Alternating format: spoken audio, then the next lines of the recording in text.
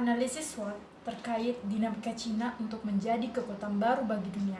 Apa kekuatan dan apa kelemahan atau tantangan yang dihadapi Cina, baik internal maupun eksternal, untuk mewujudkan hal tersebut. Untuk menjawab pertanyaan tersebut, pentingnya kita mengetahui arti dari kedudukan itu sendiri.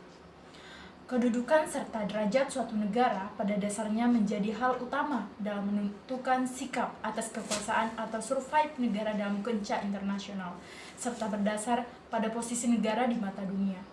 Kekuatan negara yang dominan akan membentuk alternatif pencapaian kepentingan nasional terhadap hubungan negara secara bilateral maupun multilateral dalam sistem internasional yang mencirikan sistem anarki atas kepentingan nasional negara yang berbeda-beda, dengan segala pengupayaan pencapaian kepentingan oleh masing-masing aktor yang seringkali berakhir dengan pertentangan kepentingan nasional negara lainnya.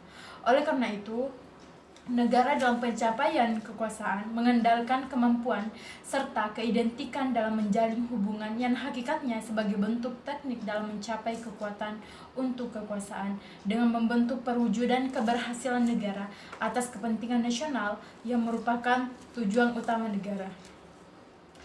Tujuan utama negara dalam menjalin hubungan untuk kekuasaan yang diubah menjadi pola perwujudan dominasi dan subordinasi.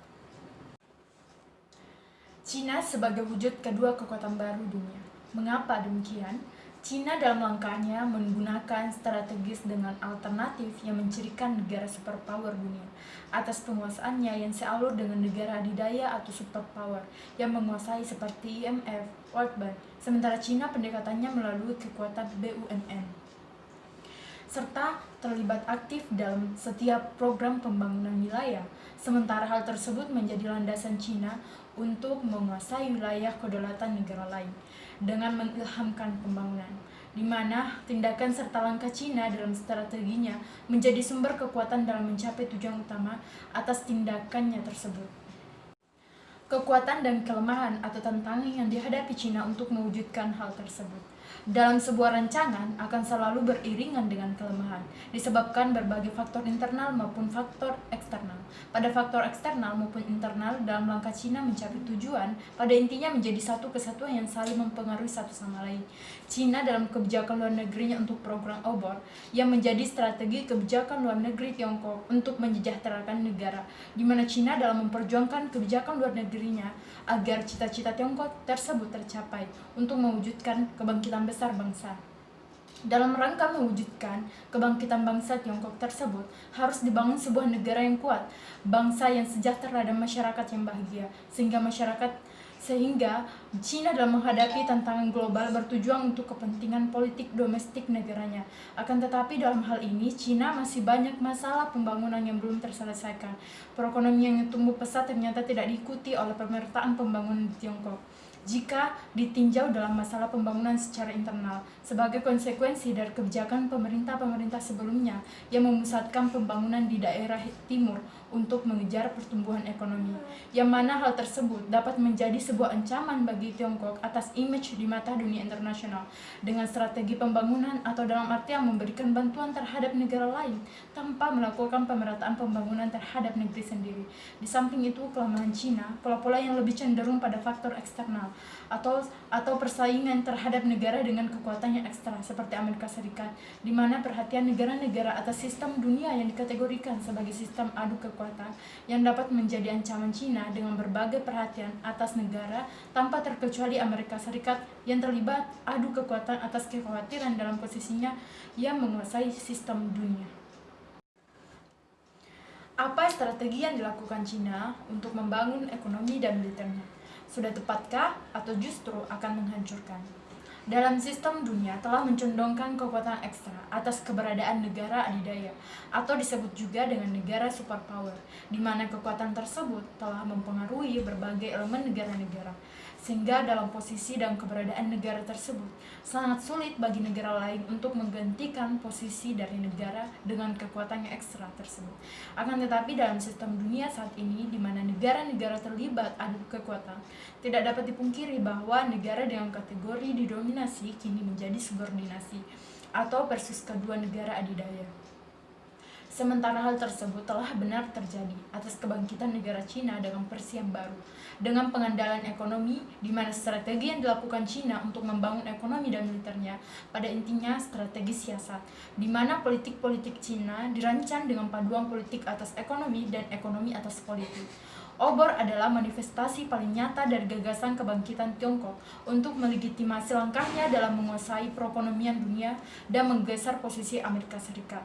Obor adalah alat ekonomi yang digunakan oleh Tiongkok untuk memanfaatkan sebesar-besarnya potensi yang ada di kawasan di sekitarnya, dan alat politik luar negeri Tiongkok untuk menjalin hubungan di tingkat internasional.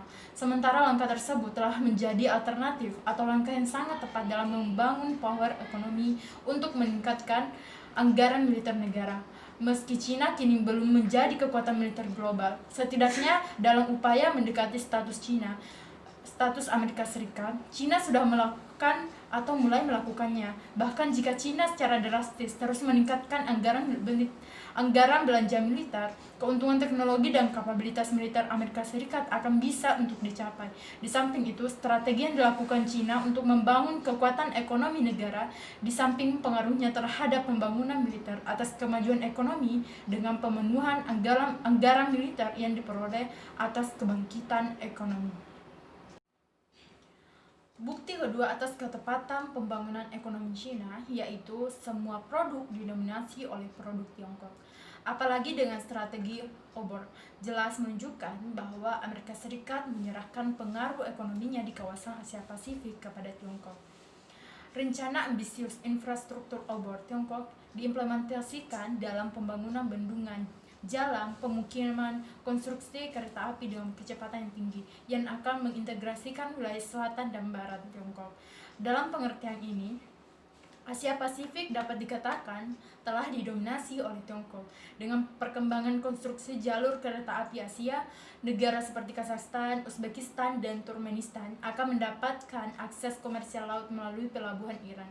Dengan cara ini, obor bahkan dapat dikatakan membuka kembali rute kereta api Indo-Pasifik dengan kendali di bawah Tiongkok, yang mana atas langkah dari Tiongkok inilah yang kemudian membuat Amerika Serikat mendeklarasikan perang dagang dengan Tiongkok dengan menaikkan biaya tarif masuk produk Tiongkok yang sangat tinggi, dan Tiongkok pun membalas dengan menaikkan biaya tarif masuk produk Amerika Serikat yang masuk ke negara Tiongkok. Oleh karena itu, atas fenomena perang dagang yang terjadi antara Amerika Serikat dengan Cina, dapat ditarik kesimpulan bahwa strategi Cina dalam membangun power ekonomi itu sudah sangat tepat.